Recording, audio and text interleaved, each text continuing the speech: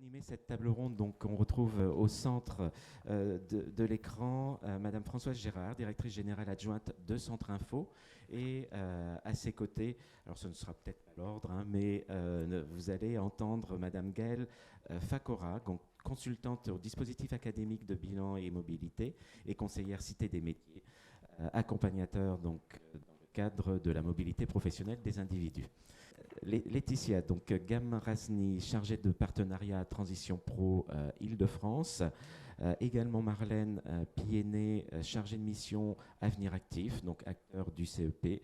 Et enfin, Michael Da Silva, responsable d'équipe de l'agence France Travail de Ney. Bienvenue, mesdames, messieurs. Bienvenue à tous ceux qui nous regardent à distance également. Pour cette table ronde qui sera consacrée aux problématiques de la reconversion. Mais c'est vrai que se reconvertir, changer d'activité, changer de métier ou d'employeur, c'est quelque chose qui n'est plus un sujet marginal. C'est ce que nous confirme le baromètre de la formation et de l'emploi que Centre Info réalise chaque année depuis maintenant 5 ans.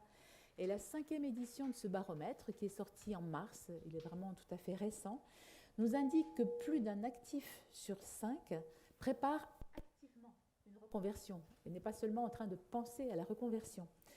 C'est un pourcentage stable depuis 2021, donc en fait la période Covid a beaucoup changé les choses, mais depuis 2021, cette stabilité se confirme et les plus attirés par ce changement de métier sont d'abord les personnes qui sont sans emploi ou en recherche d'emploi, je dirais de façon souvent plus subie que volontaire, pour 35%.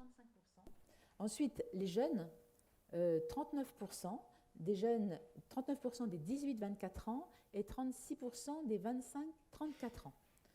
La formation, pour tous, reste un passage obligé, et surtout pour 6 candidats sur 10. Donc, ce sont des chiffres, et nous le verrons avec nos spécialistes, qui nous engagent à penser que maintenant, la reconversion, le changement de métier, eh bien, fait partie vraiment d'une carrière, parfois à des rythmes extrêmement rapides, et ça c'est sans doute une caractéristique des plus jeunes, et parfois un rythme moins rapide, mais qui de toute façon intervient dans la carrière. Donc pour cette table ronde, j'ai le plaisir d'accueillir avec moi 4 spécialistes de l'accompagnement des publics, je ne redis pas leur nom, je leur redirai au moment de leur passer la parole, et notre échange va s'organiser autour de 3 axes. Alors je ne sais pas très bien comment passent les slides sur l'écran, voilà, pour que vous les voyez. Merci beaucoup. Donc, un premier axe qui va nous montrer comment cette question de reconversion, en fait, recouvre des projets et des situations différentes. Et évidemment, en deuxième séquence, les types de propositions et d'accompagnement qui sont proposés aux personnes qui souhaitent se reconvertir, évidemment en fonction de leur projet, de leur statut, de leur situation. Troisième partie ou troisième facette de la question, comment peut-on connaître les métiers qui recrutent aujourd'hui ? Il y a la question aussi des métiers qui recrutent demain, mais donc cette séquence sera peut-être un petit peu plus rapide, mais quand même sera très utile. Et surtout, quelles sources d'informations sont accessibles, sont fiables pour vous, pour tout public, et pas seulement pour les professionnels. Et en conclusion, je demanderai à nos invités quels sont leurs conseils pour des personnes qui envisagent une reconversion. Alors, je vais demander à Marlène, qui est donc Marlène Piéné, qui... excusez-moi. Je vais vous aider, Françoise. Je suis chargée de partenariat pour une structure qui s'appelle Avenir Actif dans le cadre du Conseil en évolution professionnelle. Donc, bonjour à tous, bonjour à toutes. Merci d'être là aujourd'hui. Je veux bien ma première slide, Françoise. Absolument. Et j'ai demandé à Marlène, en fait, qui délivre, et dont la structure des livres du Conseil en évolution personnelle, de nous présenter un peu le panorama des grands dispositifs de reconversion. Donc merci Marlène d'avoir préparé ces slides et de nous les expliquer. Alors, en fait, le Conseil en évolution professionnelle, c'est vraiment le début de l'histoire. Le début de l'histoire lorsqu'on envisage de se poser, de réfléchir à sa situation professionnelle ou de mettre en place une reconversion, une évolution professionnelle. La première des choses, vous le voyez sur la slide, c'est que c'est gratuit. Ça s'adresse aux salariés et aux indépendants également, mais aussi aux demandeurs d'emploi. On en reparlera un petit peu plus tard. Donc c'est gratuit, c'est confidentiel, il n'y a pas d'obligation de prévenir son employeur qu'on fait appel à un conseiller en évolution professionnelle. Ce qui se dit en entretien reste en entretien. C'est neutre, nous ne sommes pas un prescripteur, on n'oriente pas vers un centre de formation plutôt qu'un autre. On aide à faire un choix éclairé, on guide, on répond à des questions, on questionne nous aussi pour un petit peu titiller le positionnement, la réflexion telle qu'elle s'organise. Et on est là vraiment pour accompagner dans cette réflexion qui peut vraiment répondre à tout un panel de questions. Aujourd'hui, est-ce que mon poste me convient encore ? J'ai envie de changer de métier. Comment je dois faire ? Je veux utiliser mon CPF. Comment je dois faire ? Je veux faire un bilan de compétences. Qu'est-ce que c'est un bilan de compétences ? Je veux mettre en place une VAE. Qu'est-ce qu'une VAE ?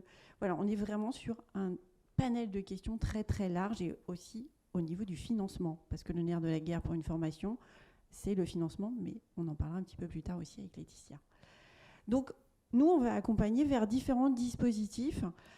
Je vous l'ai dit tout de suite, l'utilisation du CPF, mon compte formation, comment est-ce que je peux utiliser mon compte formation ? Parfois, on a des personnes qui sont un petit peu hésitantes pour financer une formation via leur compte formation, qui disent c'est de l'argent, ça me met un petit peu mal à l'aise de mettre ça en place tout seul. Eh bien, le conseiller en évolution professionnelle est là pour ça. On accompagne aussi vers le bilan de compétences. Nous, on ne fait pas du bilan de compétences. Tout de suite, je vais dévancer la question. Quelle est la différence entre le bilan de compétences et le conseil en évolution professionnelle ? Eh bien, c'est complémentaire. On peut tout à fait voir un conseiller en évolution professionnelle avant de faire un bilan de compétences, mais aussi à la suite de son bilan de compétences. Mais je pense que Gaëlle nous dira plus de choses sur le bilan de compétences. Je ne vais pas m'attarder. Même chose sur la VAE. Nous, on guide vers la VAE au niveau des architectes VAE, les réformes qui sont en cours au niveau de la validation des acquis de l'expérience. En remettant un contexte, on vous aide à y voir plus clair pour lancer ce process de VAE. Transition collective qui va plutôt être à la main de l'entreprise, c'est un dispositif pour accompagner vers des mutations plutôt sectorielles des salariés de façon collective au sein d'une entreprise. Ça peut être vers une autre entreprise, sur un métier différent, avec un passage vers avec une formation dans une formation. Mais ça peut être aussi un métier qui va être fragilisé au sein d'une entreprise et accompagner le salarié dans sa reconversion.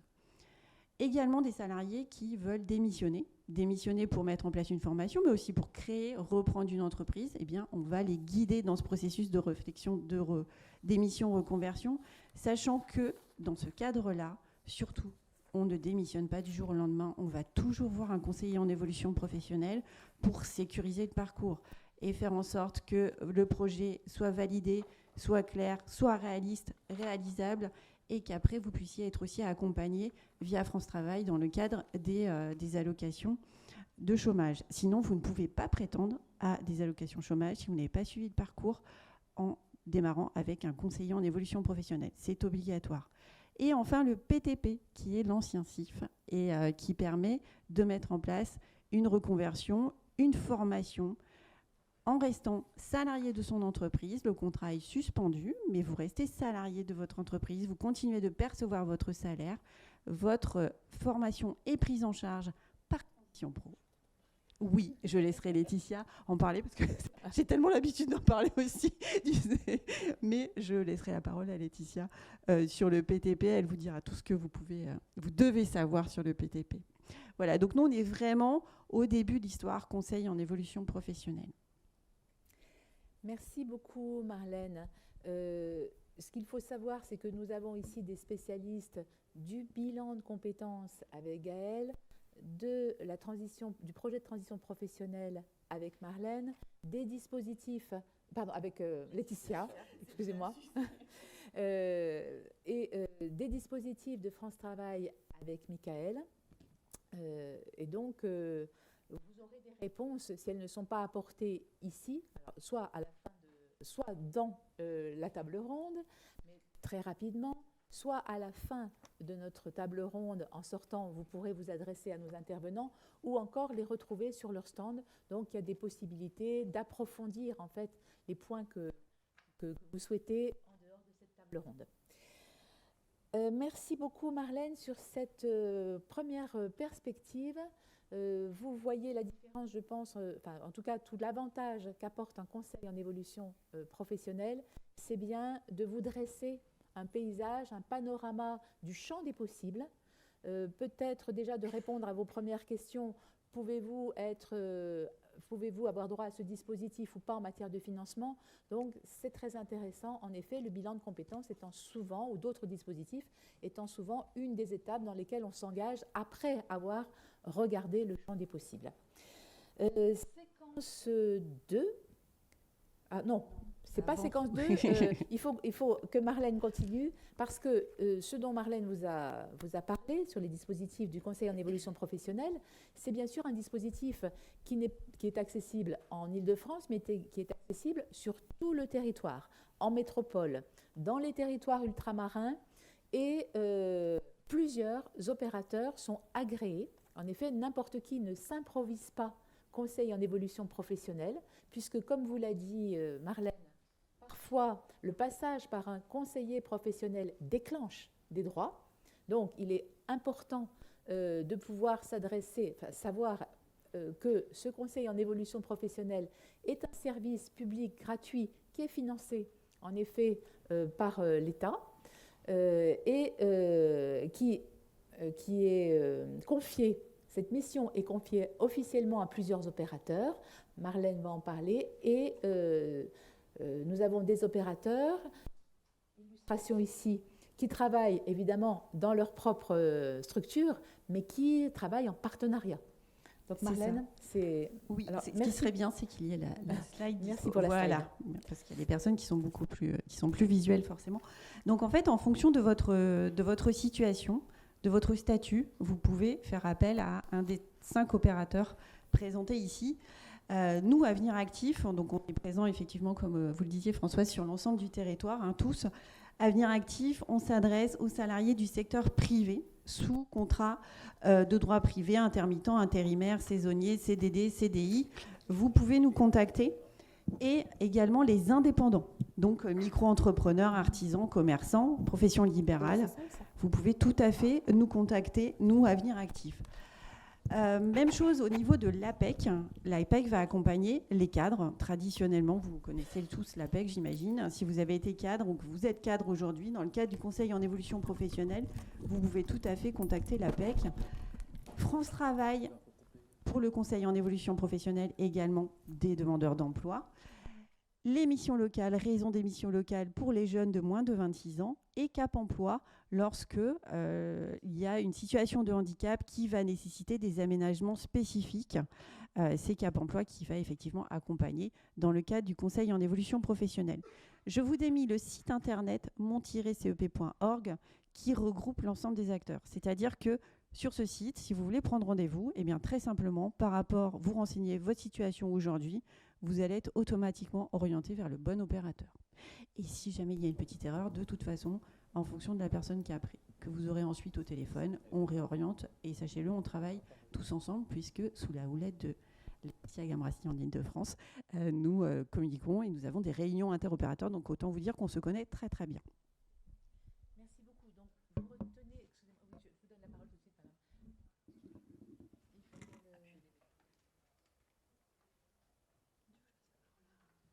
Peut-être aussi. Je voudrais juste que ce micro fonctionne. Merci. Je suis super équipée, merci beaucoup. Donc, sachez simplement que seules ces 5 structures sont habilitées à être conseil en évolution professionnelle. Vous trouverez certainement des structures privées qui peuvent vous aider dans un conseil en orientation. Mais nous, ici, nous promouvons, en effet, ce service qui est un service public gratuit. Madame, vous avez une question ? Attendez, je vais vous donner le micro parce que sinon on ne vous entendra pas en streaming. Je ne suis pas très pratique pour Bonjour, je me posais la question pour toutes les personnes en fait, qui font partie de la fonction publique et qui ont besoin d'être orientées vers un CEP. Attendez, pardon, il faut... le micro pour la réponse, c'est la même. Merci. Alors, les personnes qui... Nous, on accueille des contractuels de fonction publique, mais par contre, quand vous êtes fonction publique territoriale, eh bien, vous devez vous adresser à votre service interne. Voilà, conseiller mobilité. Merci Gaëlle. Gaëlle va donner une réponse plus précise et puis ensuite nous continuerons. Oui, en fait, vous avez des conseillers mobilité carrière qui sont chargés justement de vous accompagner sur ces questions-là. Alors, ils ne sont pas forcément présents directement dans vos services, mais vous pouvez vous adresser effectivement aux services RH qui sont censés pouvoir vous répondre. Oui, vous savez qu'il y a toujours des petites différences entre le secteur privé et le secteur public, que ce soit pour le CEP ou la VAE. Donc, adressez-vous en effet aux responsables de vos établissements. Deuxième séquence, donc quel accompagnement possible pour les personnes qui souhaitent se reconvertir? Et je vais passer la parole tout de suite à Michael, qui est responsable d'équipe dans une agence de Paris, Paris 18, née à France Travail, et dont je salue aussi l'équipe France Travail qui est à la Cité des Métiers. J'ai oublié de vous dire aussi que toutes les personnes ici sont fortement impliquées dans les équipes qui font des permanences à la Cité des Métiers, que vous pouvez retrouver en permanence justement toute la semaine pour des conseils gratuits. Merci beaucoup pour cette précision. Bonjour à toutes et à tous. Effectivement, on a 6...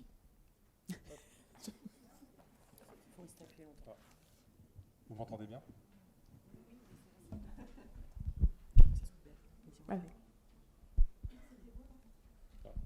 Je crois que là c'est mieux. Alors bonjour à tous et à toutes. Donc effectivement, on a 6 conseillers à temps plein qui sont mobilisés sur la Cité des Métiers et qui peuvent vous apporter des informations complémentaires. Donc pas forcément concrètement sur France Travail, mais sur France Travail et sur la reconversion plutôt au sens général. Et on anime des pôles et des ateliers sectoriels, donc pour tous ceux qui souhaitent faire des reconversions professionnelles. Quelques petits éléments de contexte. Effectivement, aujourd'hui, la reconversion professionnelle se démocratise. C'est vrai qu'auparavant, on faisait à peu près le même métier toute sa vie. C'était à peu près la norme. Et aujourd'hui, on s'aperçoit que le bien-être au travail prend un petit peu de l'ampleur. Et il est important aujourd'hui de se sentir bien au travail. Je dis toujours que pour qu'un employé soit heureux en emploi, il faut qu'il y ait un juste équilibre entre la performance opérationnelle et la performance sociale, d'où aujourd'hui le déploiement de la QVT, la qualité de vie au travail. Et aujourd'hui, on relève, ce n'est pas une liste exhaustive, mais il y a vraiment 3 principales raisons d'une reconversion professionnelle. C'est le métier actuel ne me correspond plus et ne me satisfait plus sur un plan personnel. Donc là, on n'est plus sur le bien-être. Je rencontre des difficultés à trouver un emploi dans ma zone géographique. Donc un métier n'est pas forcément en tension partout sur le territoire. Il y a des territoires qui se dégagent. Là, par exemple, dans le cadre des Jeux Olympiques, de l'organisation des JOP, certains métiers se sont transformés en métiers en tension, comme la sécurité, par exemple, qui est un vrai sujet. Et on est en train de réussir ce pari, justement, à France Travail. Via la mise en place d'ateliers, on a créé des vocations, des personnes qui, justement, étaient à la recherche d'un emploi et qui ont trouvé, justement, une satisfaction pour un retour à l'emploi sur ces métiers. Excusez-moi, on rappelle qu'un métier en tension, c'est un métier où il y a plus d'offres d'emploi que de demandes de personnes. Exactement. Donc ce sont vraiment les métiers qui recrutent aujourd'hui, avec des gros secteurs comme la sécurité, l'hôtellerie-restauration, et pour les Jeux Olympiques, le transport, la santé. Voilà, et la construction depuis 2020 pour construire depuis 2021 pour construire les équipements. Donc oui, vous pouvez en effet, comme le dit Michael, avoir des métiers en tension dans une région et pas dans une autre. Alors effectivement, comme le soulignait Marlène, effectivement, l'idée c'est de sécuriser en amont son parcours. On ne démissionne pas d'un poste pour faire une reconversion sans sécuriser en amont via un conseiller en évolution professionnelle. Effectivement, ça a un impact sur une éventuelle indemnisation. Et on sait que pour se consacrer à 100% à son projet, il faut pouvoir sécuriser en amont une indemnisation pour justement pouvoir payer ses factures du quotidien et pouvoir se consacrer vraiment à 100% à son projet professionnel. Donc ça, c'est vraiment très important de sécuriser. Pour sécuriser, nous, on met en place des outils. Donc là, j'en ai listé 4. Ce n'est pas une liste exhaustive. Mais ce sont des outils spéciaux France Travail. Oui. Donc effectivement, on a Active Projet. Alors Active Projet, ce n'est pas forcément fait que par France Travail. Dans le cadre de France Travail, c'est un dispositif qui est mis en place par nos psychologues du travail. Donc sur site, on a des psychologues du travail. Donc l'idée sur cette prestation, c'est de faire émerger ou confirmer une piste de métier, travailler et valider votre projet avec un professionnel. On fait également cette prestation via des prestataires, donc on fait des appels d'offres, on a un cahier des charges et le prestataire est tenu de respecter ce cahier des charges. Donc l'idée, c'est d'identifier ces compétences qui peuvent être transférables. Donc au cours de son parcours professionnel, on a tous développé des compétences qu'on peut retranscrire dans un futur métier. Donc identifier, donc on n'est pas vraiment sur du bilan de compétences, c'est un bilan de compétences un peu plus synthétique, on va dire, mais l'idée c'est d'identifier des compétences qu'on va pouvoir transférer sur un autre métier. On peut également identifier quel est l'écart que j'ai avec ma piste métier. Donc est-ce que je vais avoir un besoin de formation? Est-ce que je vais avoir un besoin de développement de compétences manquantes justement? Donc là, sur l'identification d'un éventuel besoin de formation, on va travailler avec le conseiller sur la partie financement. Il y a plusieurs dispositifs de financement. Il y a bien sûr les formations conventionnées. Donc nous, on fait des appels d'offres en fonction des besoins du marché. Et ensuite, les organismes de formation se positionnent et on peut mobiliser du budget pour justement acheter des offres de formation en amont et les proposer à nos demandeurs d'emploi. Et si jamais votre piste métier n'est pas forcément finançable sur la formation conventionnée, on peut travailler avec le conseiller sur une aide individuelle de formation. Donc, bien entendu, il y a également le CPF qu'on mobilise dans ce cadre. On peut également faire des abondements à ce CPF justement et compléter la partie manquante. Donc il y a également l'immersion facilitée. Donc pour se rendre compte des difficultés d'un métier, on a parfois une envie de reconversion professionnelle et le fait de tester le métier, et ben finalement on peut se rendre compte que ce n'est pas forcément adapté à sa personne. Ça peut sécuriser ou justement se dire que finalement ça ne me correspond pas. J'avais des idées reçues sur le métier et en le testant au quotidien, l'idée c'est de le tester pas plus d'un mois. Hein. Généralement, nous, on préconise une semaine, 15 jours d'immersion. Donc ça permet de découvrir le métier, ça peut confirmer ou non le projet professionnel et ça permet aussi d'initier un recrutement. Et vous avez un réseau d'entreprises ou la personne cherche une entreprise? Alors justement, Immersion Facilitée est une plateforme, donc c'est une plateforme d'État, vous pouvez tous y aller, taper Immersion Facilitée sur Google, vous arrivez sur la plateforme et sur la plateforme vous tapez un métier, vous tapez une zone géographique et là vous avez listé l'ensemble des entreprises qui sont dites accueillantes, c'est-à-dire qu'en amont ils ont évoqué à Pôle emploi qu'ils s'étaient ouverts à faire découvrir leur métier. Ou alors ils sont volontaires. Ils sont volontaires, exactement. Pour accueillir des personnes. Exactement. Ou alors vous avez un petit onglet Tenter votre chance. Et sur Tenter votre chance, là on vous prépare un texte de présentation. Donc vous avez juste à faire 2 clics et nous on s'occupe déjà d'avoir... La mise en relation. Exactement.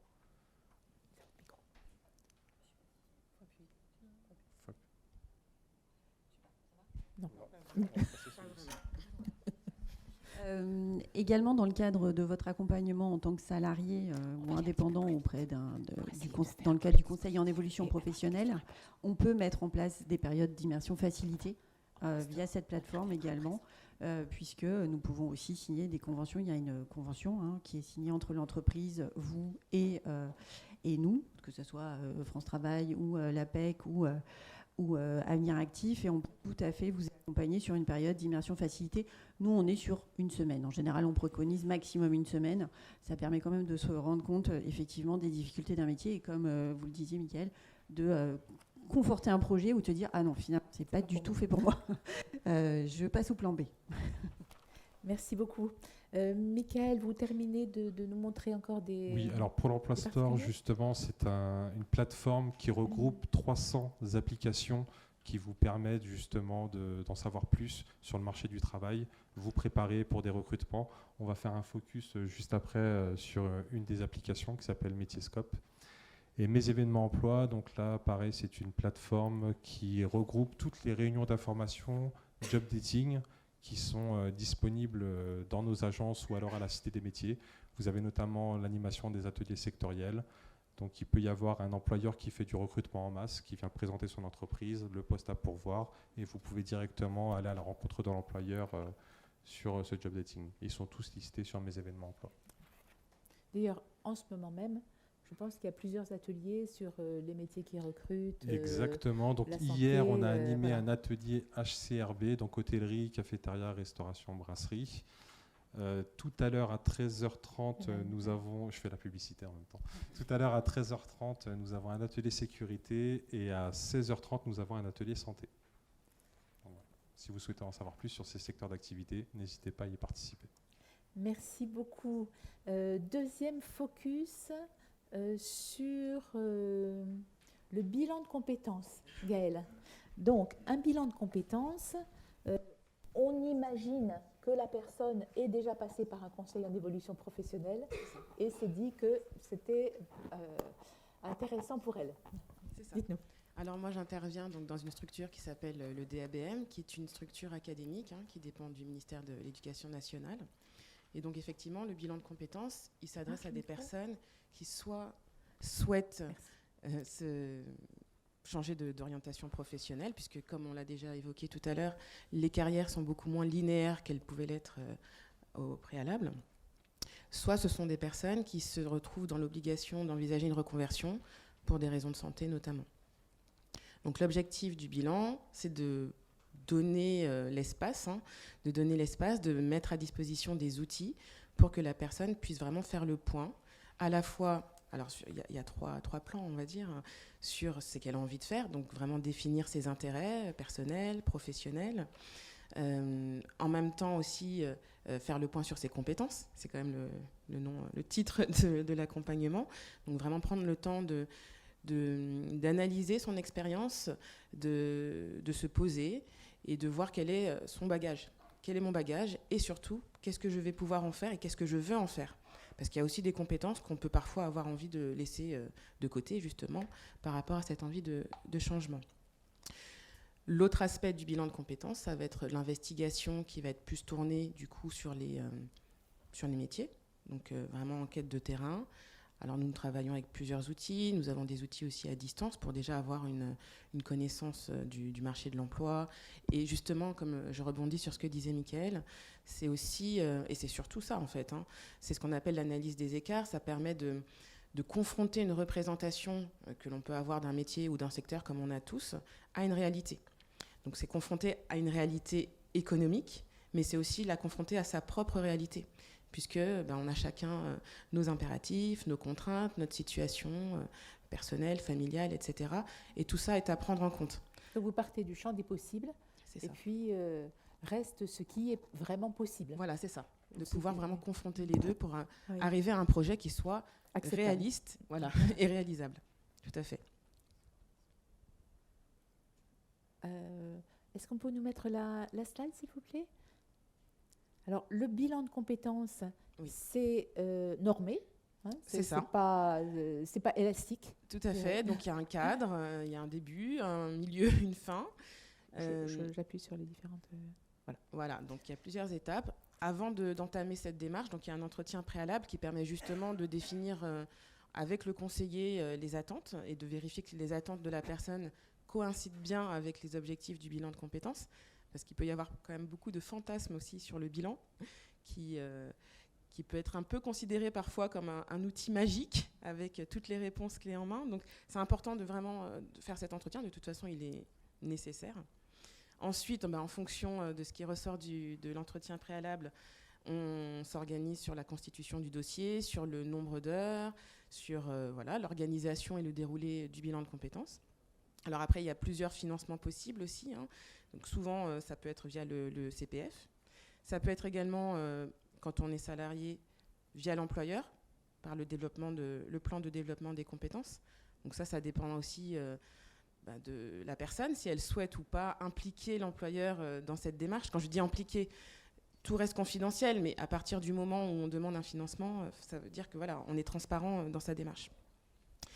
Donc constitution du dossier, et donc après on entre vraiment dans le vif du sujet avec la phase d'investigation, donc qui comprend la partie, comme je vous ai expliqué, d'introspection, hein, vraiment se pencher sur soi, sur ses attentes, sur ses besoins, sur sa situation, ses compétences, et l'investigation du monde du travail, du marché de l'emploi, des métiers, avec une partie effectivement plutôt à distance, mais aussi, alors ce ne sont pas des immersions, mais plutôt des enquêtes de terrain, des interviews métiers, pour rencontrer des professionnels qui exercent les métiers visés, afin d'en avoir une vision plus concrète.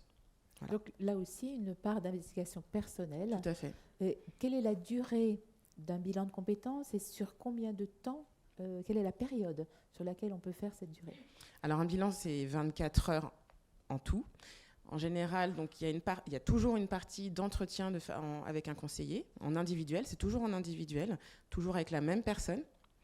Et il y a toute une partie de travail personnel aussi à prendre en compte.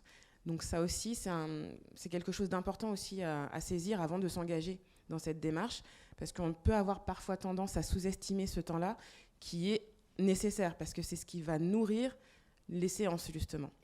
Donc ce travail de personnel, qu'on dit personnel, c'est un travail à mener en autonomie, mais qui est guidé avec les outils, justement, que l'on met à disposition des personnes. Et justement, la personne revient à chaque séance avec ses informations, ses interrogations, et on débriefe. Mais c'est vraiment important de l'avoir à l'esprit, parce que c'est vrai que quand on travaille, c'est un travail de plus à prendre en compte dans son emploi du temps. Et quelle est la période moyenne? Alors la durée, c'est à peu près, on va dire, pour faire un bon bilan, 3-4 mois. Ça nécessite du temps, parce que ça aussi, c'est parfois des choses qu'on peut entendre en entretien préalable. Parfois, les personnes pensent même que c'est 24 heures sur 2 semaines. Ce ne serait pas envisageable et ce ne serait pas souhaitable. Pour pouvoir élaborer un projet, ça demande du temps de réflexion, de maturation, il faut digérer l'information, et puis il y a tout le temps de l'investigation également. Donc 3-4 mois, c'est vraiment la moyenne. Et 3-4 mois où vous serez disponible? Tout à fait. On accompagne la personne pendant toute cette durée, tout à fait. Merci beaucoup. Un slide rapide sur le financement. Oui. Donc là, c'est vrai qu'on ne va pas revenir dans les détails, mais vous voyez que vous pouvez trouver des financements différents selon que vous êtes salarié, fonctionnaire, travailleur indépendant ou demandeur d'emploi, avec la participation donc de l'employeur sur le plan de développement des compétences. Je précise une chose par rapport à la question qui était posée pour les fonctionnaires, les agents de la fonction publique. Le bilan de compétences, il est également accessible aux agents de la fonction publique, hein. Que ce soit financé là aussi par la structure ou par soi-même, c'est tout à fait possible, c'est envisageable. Merci beaucoup, Gaëlle. Un autre dispositif, c'est celui qui s'appelle maintenant le projet de transition professionnelle, sur lequel Laetitia va nous donner plus de détails. Oui, merci beaucoup Françoise. Bonjour à tous. Alors Transition Pro, peut-être que vous ne nous connaissez pas, ou peut-être qu'aujourd'hui vous nous connaissez. Pendant 36 ans, on s'est appelé FONGECIF, donc FONGECIF Île-de-France, et depuis le 1er janvier 2020, eh bien, nous sommes Transition Pro. Transition Pro, il y a plusieurs dispositifs qui passent par nos murs. Moi, je vais plus particulièrement vous parler tout d'abord du PTP, le projet de transition professionnelle. On est dans une logique où vous avez déjà été accompagné par l'un ou les acteurs du CEP ou du bilan de compétences pour construire un projet qui soit le bon, celui que vous aurez validé par des démarches, des enquêtes métiers, des immersions, des analyses du marché de l'emploi. Hein. Comme le disait Gaëlle tout à l'heure, il faut faire la part des choses entre le champ des possibles et au final ce vers quoi on veut réellement se diriger. Et du coup, vous avez construit un projet qui nécessite le passage par une formation. Nous, on intervient plutôt sur des formations dites longues, car ce que vous allez nous demander, c'est la prise en charge des frais de la formation et le maintien de votre rémunération. Donc, c'est tout l'avantage du PTP, c'est que si vous obtenez un accord de notre part, ça va passer par une commission paritaire. Pardon, forcément. Est-ce qu'on peut mettre le slide en... Merci. En écran, merci beaucoup. Donc, effectivement, ça va passer par une commission paritaire.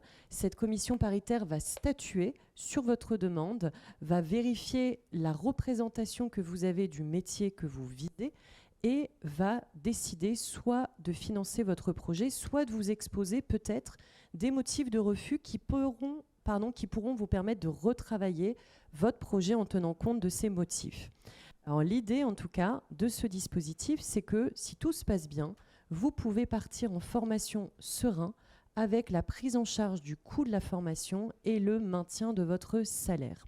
Alors, pour synthétiser les étapes de manière un peu schématique, parce que parfois on s'y perd un petit peu sur par quoi je commence, combien de temps ça va me prendre, je vais rebondir sur ce qu'ont dit mes collègues juste avant.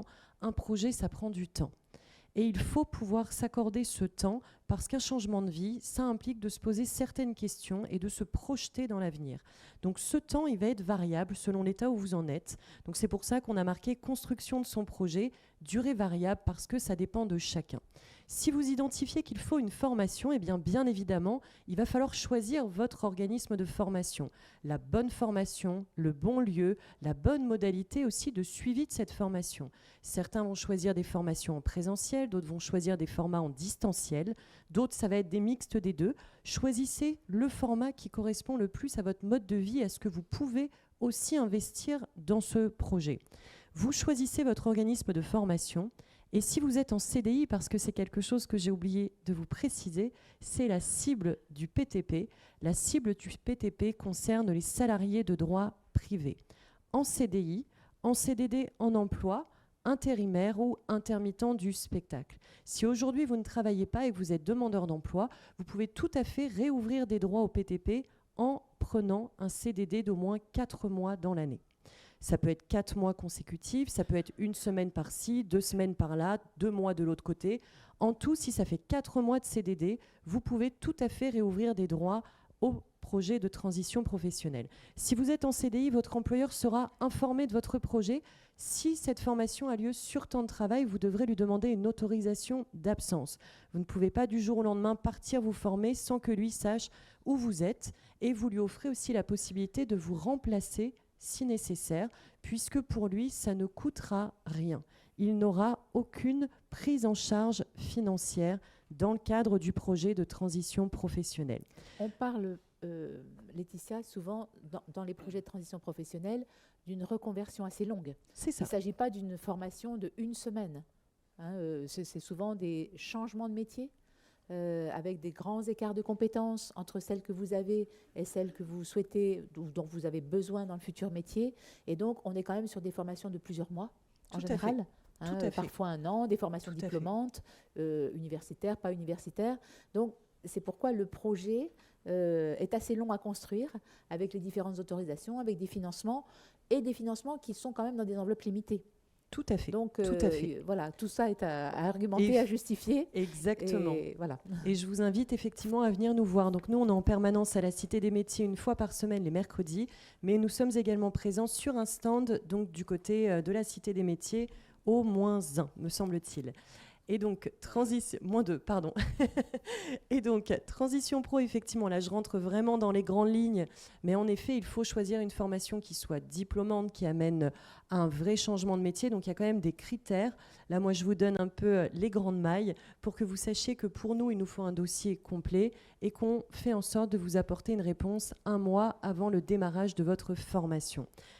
Un autre dispositif alternatif, du coup, au PTP, donc qui est parfois choisi aussi par les publics, c'est pas le plus sécurisant, c'est pas celui où on va vous dire allez-y, c'est celui qui fonctionne le mieux, c'est le dispositif d'émission reconversion qui est partagé avec 3 acteurs. Le CEP qui est obligatoire dans le cadre de ce dispositif, et Marlène vous l'a dit tout à l'heure, Transition Pro qui va être un peu le pivot entre le CEP et France Travail qui va être le décideur final de l'attribution de l'allocation retour à l'emploi et du suivi de votre projet. Alors pour revenir à ce projet, à ce dispositif, on va s'adresser dans ce cas à des salariés de droit privé qui sont en CDI depuis au moins 5 ans d'activité en continu. Ces personnes souhaitent mettre en œuvre un projet de reconversion professionnelle pour créer une entreprise ou pour suivre une formation. Donc c'est vraiment le démarrage de ce dispositif, c'est avoir un projet de reconversion professionnelle qui nécessite de quitter votre entreprise pour le mettre en œuvre. On est sur un dispositif qui nécessite le passage par un CEP pour construire votre projet. On ne démissionne pas comme ça du jour au lendemain. Un projet, surtout s'il implique une démission, il faut être sûr de votre coût. Donc l'idée, ça va être de construire ce projet avec le CEP. Une fois que vous avez construit ce projet, eh bien, vous déposez votre dossier à Transition Pro qui va l'analyser et qui va valider son caractère réel et sérieux. Si tout est OK, on vous délivre une attestation qui vous permet de vous inscrire à France Travail et de coup en tant que demandeur d'emploi. Vous pouvez démissionner dès lors que vous avez pris rendez-vous avec un CEP. Maintenant, quelles que soient nos structures, on vous dira tous la même chose. Une démission, c'est quand même un geste qui est engageant, qui nécessite de prendre en compte également plusieurs variables, et mieux vaut le faire le plus tard possible. Donc voilà en quelques mots ce que je pouvais vous dire sur ces deux dispositifs qui passent par Transition Pro, en vous disant donc le PTP est quand même une solution plus sécurisée, et démission reconversion est également un dispositif qui peut être utile. Je pense qu'il y a une question dans la salle. Je peux. On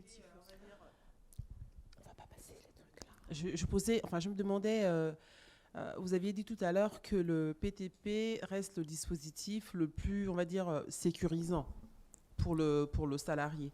Alors, ce qu'il faut prendre en compte aussi, c'est certes la formation peut être financée dans sa totalité, mais le maintien de salaire, est-ce qu'il est toujours... Parce qu'il y a une part de prise en charge par l'entreprise. En fait, il y a des entreprises qui versent une sorte de points. Alors, je vais prendre un exemple concret. À titre privé, j'ai conseillé quelqu'un qui veut faire la formation d'infirmière, donc qui est passé par un conseiller en évolution professionnelle et qui l'a orienté vers le PTP.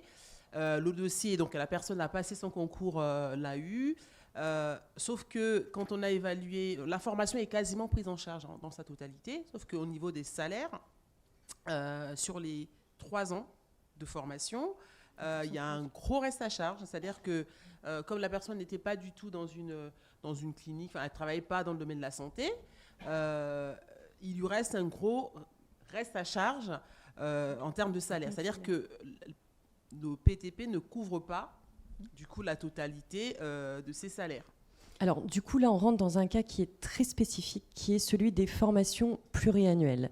Donc, en effet, sur les formations qui vont durer plusieurs années, il y a un peu plus de difficultés, mais cela pour tous les financeurs, qu'il s'agisse de la région, qu'il s'agisse de France Travail, qu'il s'agisse de Transition Pro, tous les financeurs peuvent rencontrer une difficulté pour financer une formation sur plusieurs années. Moi, je vais rester très large sur le cas d'une formation longue d'environ 9 mois, 1 an maximum. Sur les cas plus spécifiques, effectivement, il faut se rendre compte qu'il s'agit d'un très gros effort financier et qu'en effet, parfois, il peut y avoir un impact. Donc, dans ce cas, moi je vais vous dire ce que j'ai recommandé à la personne, parce qu'on a fait le calcul. En gros, il y a un système de points, parce qu'elle était dans le domaine de la... Je pense que là, vous rentrez un peu trop dans les détails, parce que je ne suis pas rentrée dans le détail des priorités, du système de points, tout ça. C'est peut-être un petit peu trop de détails pour une table ronde partagée avec 4 interlocuteurs, mais je pense que vous pouvez tout à fait venir nous voir. On est sur le stand 21. N'hésitez pas. Ok, très bien. Merci beaucoup. Merci beaucoup. En effet, pour continuer le fil de cette table ronde, et on voit bien que chaque description de dispositif nous fait rentrer dans des considérations avec évidemment des cas pratiques et des questions. Donc, nous continuons le fil de notre table ronde sur la question du repérage, en effet, du repérage des métiers, qui est un autre aspect de la reconversion ou des compétences à acquérir. Et Michael, merci beaucoup de remettre les slides. Michael va entamer cette séquence qui va être assez courte sur la façon de connaître les métiers. Ah oui, je vais essayer de faire court parce que je sais que le temps nous est compté. Donc tout à l'heure, je vous ai parlé de l'Emploi Store. Donc l'Emploi Store, c'est une plateforme que vous retrouvez sur le site de France Travail, où vous avez à peu près 300 applications.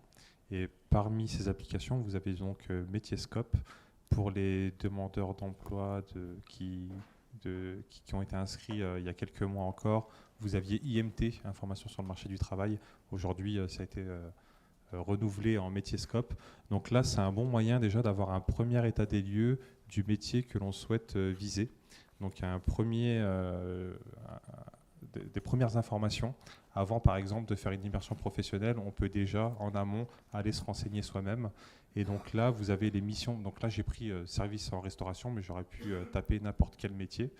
C'est un peu dans l'air du temps, parce que c'est un métier qui est en tension. Mais vous avez un petit visuel vidéo sur la droite. Vous avez les missions principales et comment y accéder. Donc ensuite, sur l'autre slide. Oui, donc en fait, quand on regarde Metascope, on peut faire fonctionner, enfin, on peut avoir ce petit clip. Qui est 1 minute 32, on ne va pas le passer ici, mais tous les métiers donnent accès à une... sont Alors, visualisés. c'était pas ces slides, mais là, c'est spécifique sur la restauration. D'accord. Là, vous parlez de la MRS, mais Oui. on verra juste après. Et donc là, en complément d'informations sur les métiers de la restauration, mais on peut en avoir sur n'importe quel métier, vous avez les contextes de travail, donc les conditions de travail et les risques professionnels, les horaires et durée de travail. Donc c'est très important de se projeter. Est-ce qu'en fonction de sa vie personnelle, on est en capacité ou non à pouvoir exercer ce métier? Et ensuite, pour aller plus loin, vous avez déjà un premier visuel sur l'état du marché de votre territoire. Donc vous avez un focus sur le nombre de demandeurs d'emploi qui sont inscrits et qui recherchent sur ce métier et le nombre d'offres d'emploi qui sont disponibles sur notre site. Donc là, on voit bien qu'il y a un delta et qu'il y a un manque de ressources. Et donc, il y a à peu près un déficit de 5000 postes non pourvus potentiellement. Donc là, on sait qu'il y a une réelle opportunité pour se projeter sur ce métier-là. C'est un métier porteur. Alors, je voudrais signaler les très très grands progrès de Pôle emploi, maintenant France Travail, Oui. Pour digitaliser toute cette information, pour mettre en commun les beaucoup de bases de données sur les offres d'emploi, les demandes d'emploi, les travaux des observatoires, et pour vous donner, dans quelques régions que ce soit, l'état actuel du marché. Ce qu'on n'avait pas il y a quelques années et qui est quand même très pratique, et ça, en effet, sur toutes les régions françaises. Alors, on ne cesse de s'améliorer. Oui. Et donc, du coup, pour aller plus loin, on s'est transformé en France Travail pour être davantage plus proche de nos partenaires et donc travailler en collaboration pour que chaque personne qui est à la recherche d'un emploi puisse ne donner l'information qu'une seule fois. Donc, ne pas à chaque fois reparler de tout son projet. Donc, on va justement travailler en collaboration avec les partenaires proches comme... on a parlé tout à l'heure de l'APEC, Cap Emploi, les missions locales, etc. Mais pas que. Ensuite, juste pour terminer là-dessus, donc on a également les métiers qui sont proches. Peut-être que ce métier-là ne correspond pas, mais vous avez d'autres pistes métiers qui peuvent se dégager. Et également, comment être accompagné. Donc, soit par France Travail, ou soit par un organisme différent, si jamais vous avez une situation différente. Et je rappelle que ces informations sur les sites de France Travail sont accessibles à des personnes qui ne sont pas du tout inscrites comme demandeurs d'emploi. Donc, vous êtes salarié du secteur privé, du secteur public, vous pouvez avoir accès à cette information. Alors, vous n'avez pas besoin d'un code pour rentrer. Exactement. Et contrairement aux idées reçues, la majorité des demandeurs d'emploi ne sont pas indemnisés. Donc, on n'a pas besoin d'être indemnisé pour s'inscrire à France Travail. Il n'y a qu'une seule règle, c'est être à la recherche d'un emploi ou d'une formation qualifiante. Vous pouvez également vous créer simplement un espace candidat, donc ne pas forcément être référencé comme demandeur d'emploi, mais juste créer un espace candidat qui vous permettra également de candidater sur des offres d'emploi de notre site.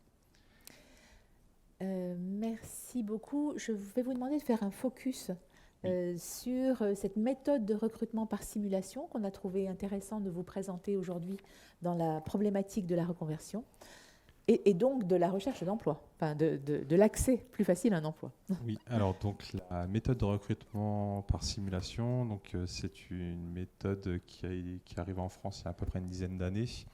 Donc c'est un peu de reconversion professionnelle accélérée. Donc souvent c'est une méthode qui permet à un employeur de recruter, mais sans tenir compte du CV, du diplôme ou de l'expérience.